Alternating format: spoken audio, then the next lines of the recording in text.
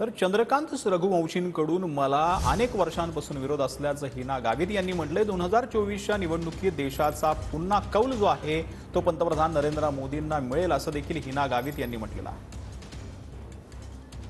मित्रपक्ष आहे त्यांच्याकडून आपल्या उमेदवारीला विरोध दर्शवण्यात आलेला आहे। काय सांगणार एकंदरीत या विषयावरती?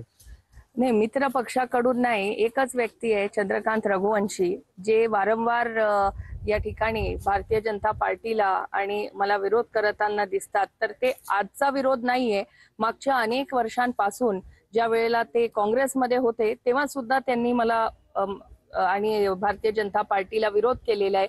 14ची निवडणूक असेल किंवा 2019ची निवडणूक असेल। देशात आणि राज्यात नेमकं कशी परिस्थिती राहणार, किती सीट निवडून येतील, काय सांगणार आपण? देशात येणाऱ्या 2024च्या सार्वत्रिक लोकसभा निवडणुकीमध्ये पुन्हा एकदा मोदीजींच्या बाजूने कौल जनता देणार आहे असा माझा विश्वास आहे। आणि 400+ आपल्याला येणाऱ्या पुढच्या निवडणुकीमध्ये खासदार या देशामध्ये आमच्या NDAचे निवडून येतील। जितेंद्र वैसाने, TV9 मराठी, नंदुरबार।